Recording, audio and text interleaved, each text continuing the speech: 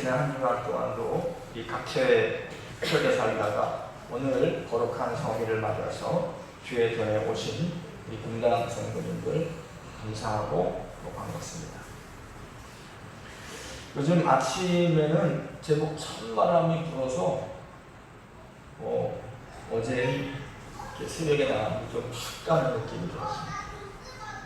그리고 들판에 나가 보니까 벼들을 투수해서 벌써 논이 벼가 다 수술된 논들이 있습니다. 추석은 논과 밭의 작물들을 수확해서 한 해를 잘 보냈다는 감사의 의미를 담고 있습니다. 그래서 한가위만 같아라 하는 말은 수고하며 땀 흘린 대가로 얻을 것이 있는 상태를 뜻합니다. 올 한 해도 다른 지역에 비해서 요즘은 장마와 태풍의 피해가 거의 없어서 추수할 것이 좀 풍성한 편입니다. 이런 지역에 사는 것도 복받은 거죠. 저는 복 있는 지역만 다니는 것 같아요. 제가 첫 목회 예산에서 목회했는데 우리 원로장로님이 그래요. 하나님 목사님 여기는 하나님 없이도 살 수 있는 지역이래. 그래서 무슨 말씀인가 했더니 한재와 풍재, 수재 이런 게 없어요. 그 지역이 워낙 땅도 기름질 뿐만 아니라 삽교호가 있어가지고 거기 가뭄이 든다든지 또 비가 많이 와도 수해를 거의 입지 않는 지역이라고 합니다. 그런데 제가 이제 여기저기 서울도 다니고 그러다니 여주까지 왔는데 여주도 와보니까 아주 그 기름진 땅에 속합니다. 하나님의 은혜에 감사하면서 이렇게 좋은 지역에 목회를 하는 것도 그렇다고 해서 논밭의 작물들이 여기가 환경이 좋아서 쉽게 열매를 맺는 건 아닙니다. 거센 바람과 폭우, 뜨거운 햇살, 온갖 병충의 공격을 이겨내고 열매를 맺습니다. 제가 텃밭을 가꾸는데 농약을 안 치면 풀들이 전쟁을 합니다. 제가 이제 어느 정도까지 뽑아내다가 나중에 다 줍니다. 그래. 너희도 먹고 살고 그래서 털을 잡아서 내가 뽑아내면 되겠느냐. 그런데 그렇게 밭이든 논이든 사실 농부가 관심을 갖지 않으면 열매를 많이 수출할 수가 없습니다. 그런 모든 어려움을 이겨내고 곡식이 열매를 맺습니다. 세상 살면서 다른 사람들은 다 편안하고 무탈하게 사는 것처럼 보이지만 그 이면을 들여다보면 그런 사람은 없습니다. 각 가정마다 개인마다 많은 어려움도 있고 숱한 고비를 넘기며 살아갑니다. 그래서 어려움을 당할 때마다 왜 나만 이런 고난을 겪는가 하면서 서운해하셨다면 이 시간 다른 사람도 그렇게 사는구나 하는 얘기를 들으시고 위로받으시길 바랍니다. 인생은 크든 작든 험한 파도를 헤치며 살아갑니다. 그 파도가 우리를 원하는 목적지에서 멀어지기도 하고 혹은 더 빨리 가기도 해줍니다. 문제는 인생의 파도를 만났을 때, 즉 시련이 찾아올 때 그거를 맞이하는 우리의 자세와 대처하는 태도에 달려 있습니다. 지난 시간에 시련이 찾아올 때에 기쁘게 맞으라는 말씀을 드렸습니다. 왜냐하면 시련을 통해서 우리는 인내를 배우고 성숙한 사람이 되기 때문입니다. 그러나 무조건 참는다고 되는 것이 아니라 인내하면서 지혜를 구하라고 조언합니다. 지혜가 있어야 시련을 견딜 수 있고 같은 실수를 반복하지 않기 때문입니다. 사람은 감정 상태가 좋을 때에는 좋은 선택을, 올바른 선택을 할 수 있지만 감정이 다운됐을 때, 내가 슬프거나 괴롭거나 마음이 아플 때에는 분별력과 판단력이 사라집니다. 따라서 어떤 일을 결정할 때에는 기분이 좋을 때, 머리가 개운할 때, 상쾌할 때 해야 되지, 만약에 그렇지 않을 때 기분이 안 좋거나 컨디션이 안 좋다면 중요한 결정을 서둘러서 안 됩니다. 예를 들면 집을 계약하는 문제도 내가 지금 기분이 안 좋거나 기분이 없거나 이 머리 회전이 빨리 안 돌아간다면 급하게 서둘 문제가 아닙니다. 우리가 급하다고 시간이 없다고 마음이 불안하고 몸도 안 좋을 때 어떤 결정을 하게 되면 분명히 후회하게 됩니다. 그래서 시련을 당하거든 좀 기다리고 지혜를 구하라고 권면합니다. 그러면서 지혜를 구할 때 믿음으로 구하라고 야고보 사도가 아주 강조를 합니다. 왜 그럴까요? 지혜만이 아니라 우리가 하나님께 무엇을 구할 때는 믿음으로 구하고 의심하지 말아야 합니다.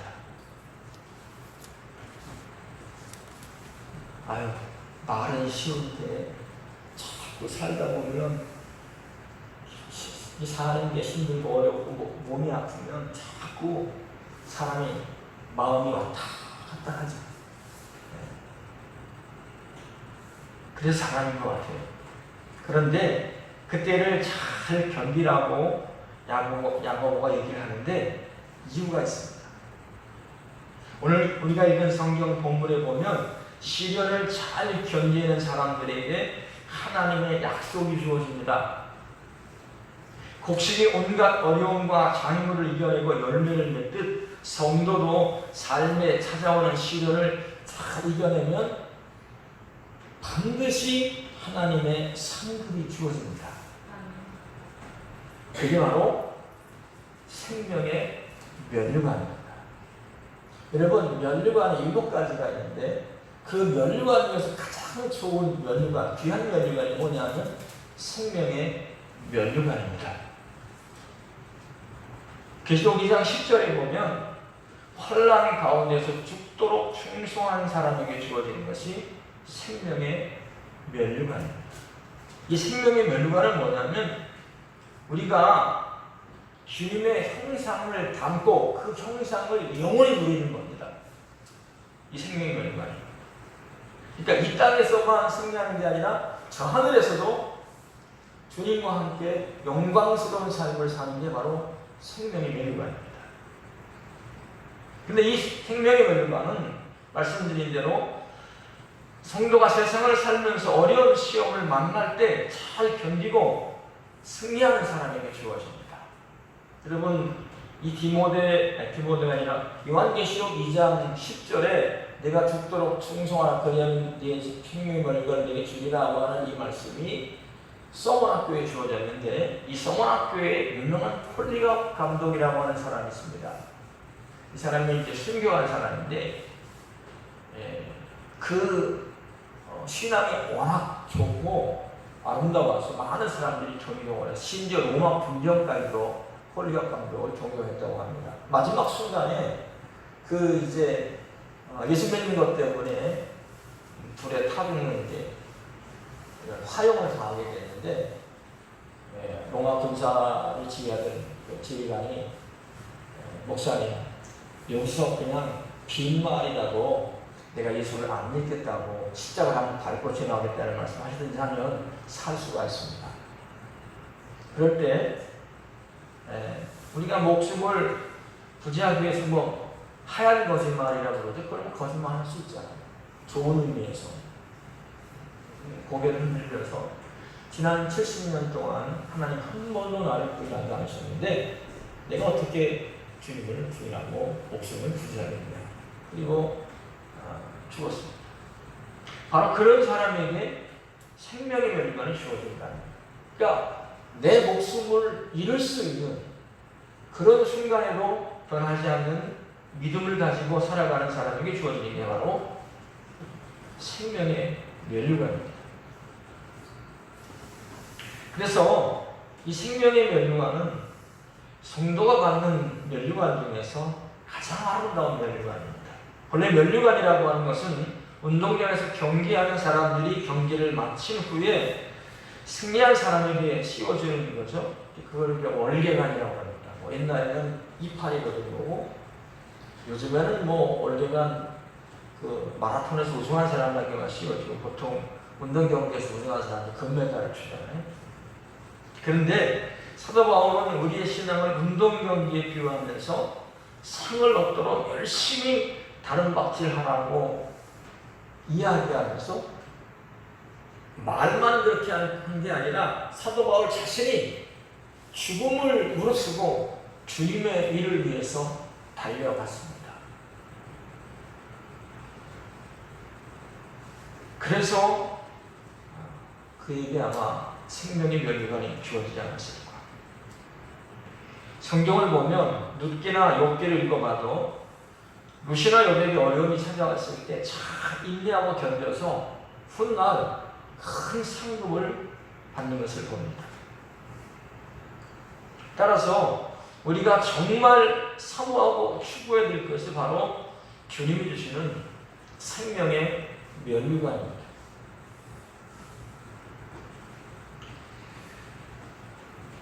하나님의 사람들이 말씀을 따라 순종하며 살면 이 땅에서도 영화를 누리고 하나님 앞에 가서도 받을 면류관이 바로 생명의 면류관입니다. 말씀드린 대로 여러 가지 면류관이 있지만 이 생명의 면류관이야말로 주님이 가장 기뻐하실 만한 그런 하나님의 상이 아닌가 싶습니다. 여러분, 코로나 시대이기도 하고 또 경제적으로 어렵기도 하고 삶 속에 이 모양 저 모양으로 아마 시련이 찾아오실 시기인데 잘 견뎌내셔서 하나님 앞에 가서 이 생명의 면류관을 받으시고 이 땅에서도 누릴 수 있는 우리 금당 성도가 되시기를 축원합니다. 그런데 이제 사람들이 오해하고 착각하는 게 있습니다. 보통 시련이 찾아오면 그 원인을 다른 데 둬요. 어려운 일이 생기거나 문제가 생기면 제일 먼저 자기 자신을 돌아보고 내가 뭔 실수나 잘못을 했을까 아니라 어떻게 되죠 사람이? 사람 탓하고 환경 탓하고 돈 탓하고 세상 탓하다가 나중에는 어디까지 가냐면 하나님 원망하고 불평합니다. 그래서 오늘 성경에 보면 사람이 시험을 받을 때 내가 하나님께 시험을 받는다 하지 말지니 하나님은 악에게 시험을 받지도 아니하시고 친히 아무도 시험하지 아니하시느니라. 하나님은 시험하지 않습니다. 만약에 내게 오는 그런 시련을 하나님의 시험이라고 생각한다면 그것은 하나님에 대한 사랑이 부족하기 때문입니다. 여러분, 우리가 이성간에 서로 사랑을 하잖아요. 서로 사랑할 때 문제가 생기면 저 사람 때문에 그렇다고 생각한다면 그 사랑은 뭐죠? 사랑이 진정한 사랑이 아니에요. 그거는 나만의 사랑이고 내 방식의 사랑이에요. 진짜 사랑은 어려움이 왔을 때 상대방은 다치지 않고 아프지 않고 그랬으면 좋은 거고 그 아픔은 오로지 나만 느끼고 나만 당하면 좋겠다는 그게 진정하잖아요. 내가 이렇게 아프니까 너도 당해봐. 너도 그렇게 아파야 돼. 그런 것은 사랑이 아니에요. 우리가 하나님에 대한 사랑은 참 애매모호해요. 눈에 보이는 것도 아니고 붙잡을 수 있는 거 아니고 그래서 우리가 착각을 참 많이 할 때가 많아요. 나 하나님 사랑한다. 정말 사랑한다. 그러면 시련이 올 때 시련이라고 하는 게 여기 이제 우리가 욕심 때문에 받는 경우가 가끔 있어요. 욕심. 근데 그거를 자기 욕심이 그래서 그런 일이 벌어졌다고 생각 안 하고 하나님 자기를 안 도와주신다고 생각해요.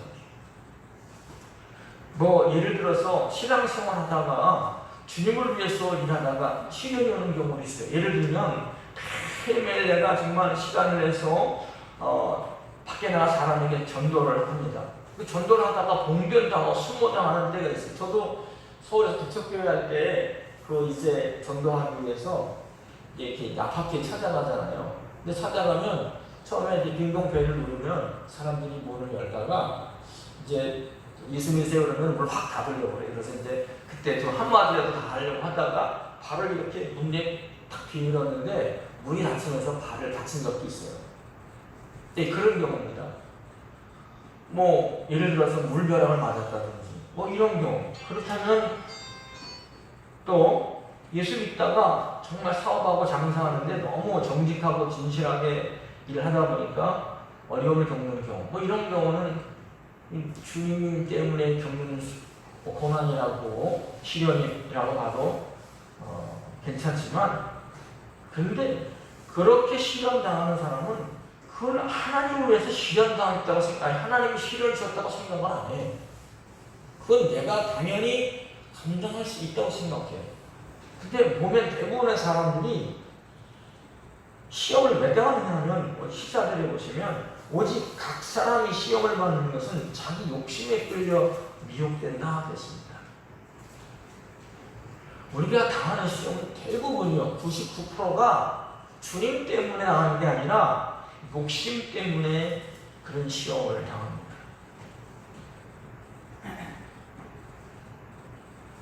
여러분, 한번 예를 들어보겠습니다.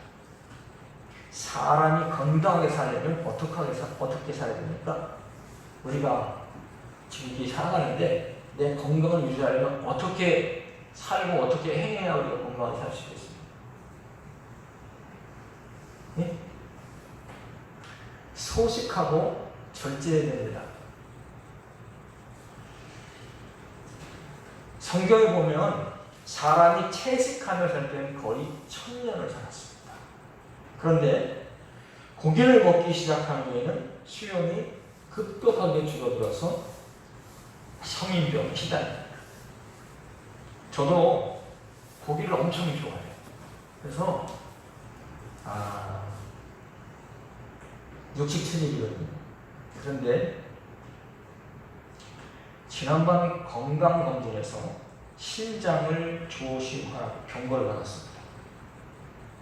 신장이 왜 망가지느냐 하면 혈압 때문에 망가지기도 하고 염분 때문에 망가집니다. 그러니까 상관관계가 있어요.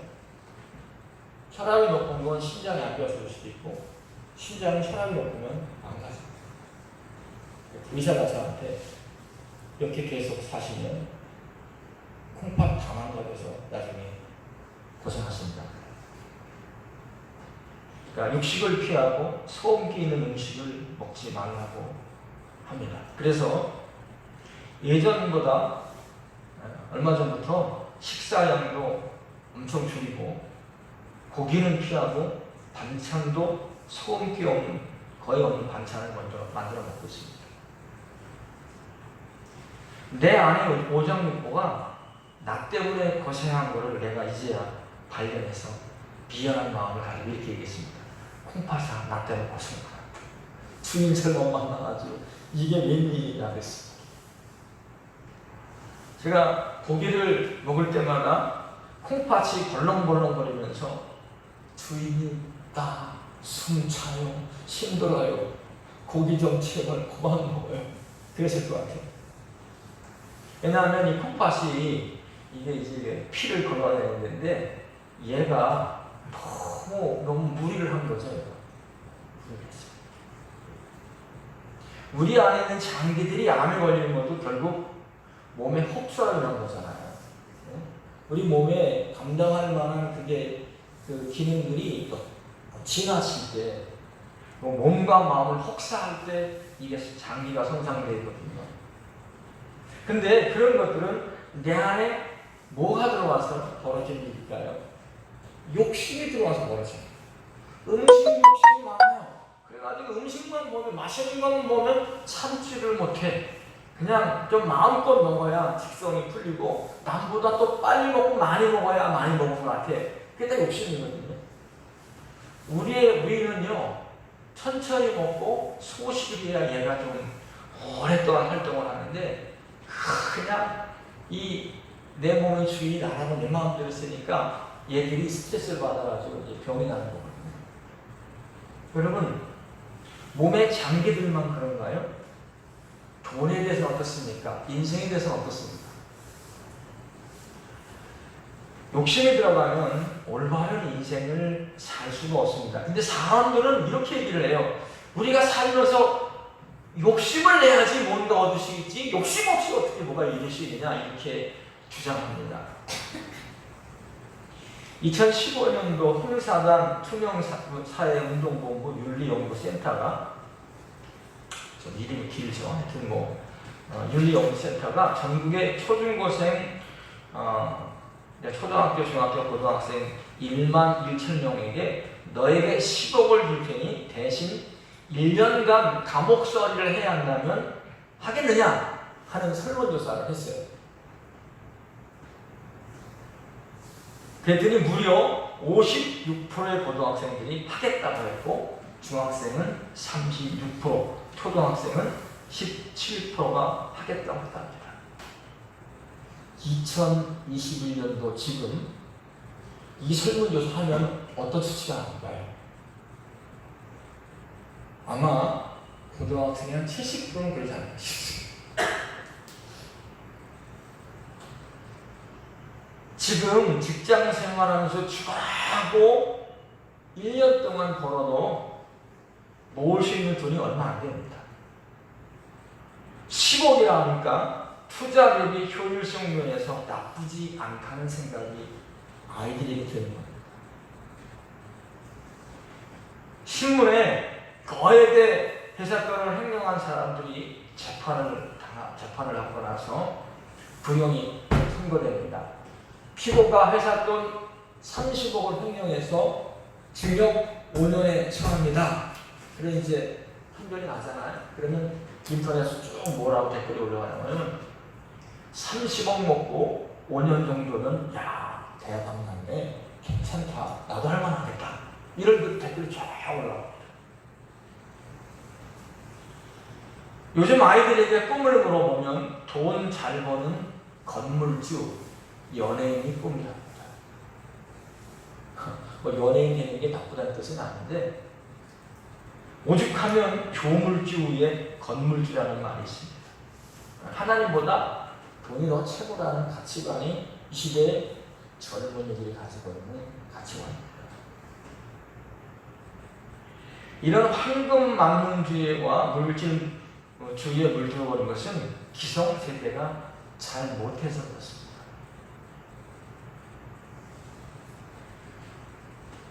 지금 40대, 50대, 60대 그 기성세대들이 잘 먹고 잘 살 수만 있다면 도덕성의 윤리의식 따위는 중요하지 않습니다.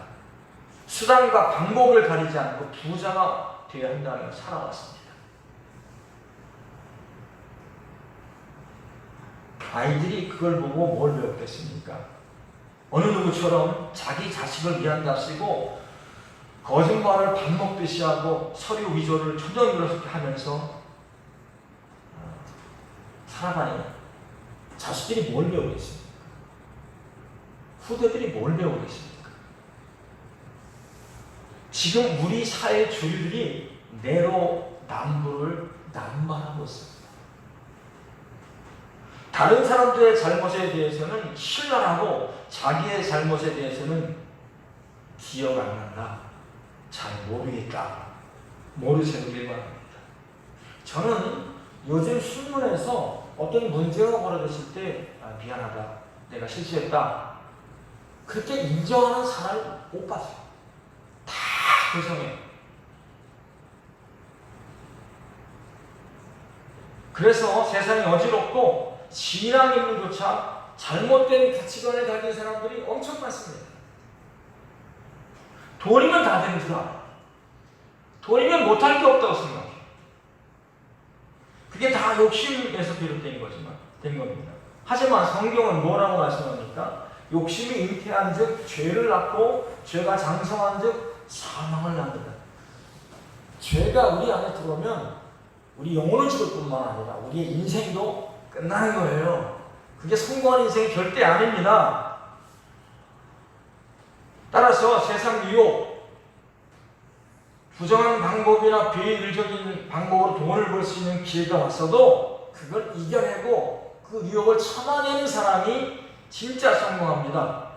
올바른 가치관, 윤리관이 때로는 고루하게 보이고 융통성 없게 보이지만 사람이 정도를 걸어가야 사람의 마음을 얻을 수가 있습니다.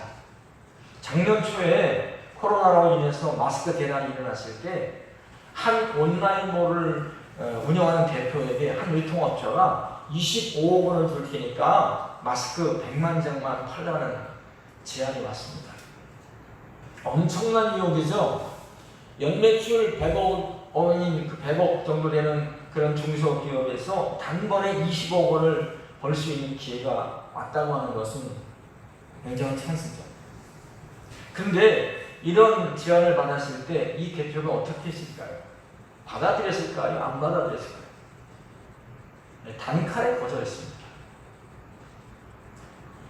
당시 마스크 대란은 전 세계적인 현상이었고 우리나라 국민들도 마스크를 사기 위해서 작년 초에 보면 저도 그랬지만 약국이나 농협에 가서 몇 시간씩 줄을 서서 5장 받아오고 있잖아요. 근데 그 시기인데 그래서 어떤 많은 그 마스크 때문에 막 인터넷상에 사기하는 사람들도 많았고 막 판매상들도 막 그때 떼도 모는 사람들도 있습니다. 그런데 그런 기회를 스스로 차버렸어요. 그리고 마스크 반값 캠페인을 올려버렸습니다. 이유는 단 하나, 남의 목숨을 담보로 장사는 안 한다. 남이 어려운 걸 이용해서 돈 버는 거는 인간이 할 짓이 아니다. 온 국민이 위기를 겪고 있는 상황에서 양심을 팔고 싶지 않다는 거였습니다. 이 업체의 사연이 알려지면서 사업체는 더더욱 유명세를 탔고 도덕성을 지킨 그 업체의 대표에게 대중이 호감을 갖고 이 업체가 그냥 정직한 방법으로 많이 성장하게 됐습니다. 이 업체의 대표를 제가 검색을 해봤어요. 이제 이 사람이 책도 썼는데 이제 인터넷상에 본 사람 이름이 쳐보면 쭉 나와요. 검색해 보니까 사업을 하다가 3번 실패를 했어. 어려움 많이 겪었어요. 그런데 그 어려움을 겪으면서 그는 절대로 정도를 벗어나지 않습니다. 왜냐하면 오늘 우리가 읽은 것처럼 하나님 말씀대로 사는 사람이 하나님께 복을 받는다고 무섭기 때문에 절대로 허튼 짓을 하지 않습니다. 그래서 이 사람이 3번의 사업 실패 끝에 온라인을 열어서 크게 성공했는데 사업하면서도 매출이 오르면 제일 먼저 직원을 챙기고 그들이 마음 놓고 편하게 일할 수 있도록 그렇게 하는 사람으로 정평이 업계에서 정평이 가 있는 사람입니다. 진짜 잘 되는 사람은 남에게 함부로 하지 않으며 남을 이용하지도 않습니다. 여러분, 남을 이용해서 돈 버는 거는 오래가지 않습니다. 돈은 영원한 게 아닙니다. 그러나 사람은 오래도록 남습니다. 우리 마음에 욕심이 들어가면 내가 원하는 것만 보여서 상대방의 마음을 제대로 읽지 못합니다. 욕심이 들어가면 공감과 소통이 안 됩니다. 그래서 욕심 때문에 죄를 짓습니다. 죄 가운데 살면 사망이 우리에게 옵니다. 이번 추석에도 가족들이 모여서 같이 이제 이야기를 할 텐데 내 생각만 자녀들이라든가 가족들에게 주장하면 안 됩니다. 이렇게 하는 게 옳아, 저렇게 하는 게 옳아. 시대가 하도 어수선해서 뭐가 옳은지를 아무도 모릅니다. 그런데 자기 생각 판단이 이렇다고 해서 자꾸 얘기하는 건 그거는 소위 말하면 나이 들었다는 증거입니다. 그래서는 안 됩니다.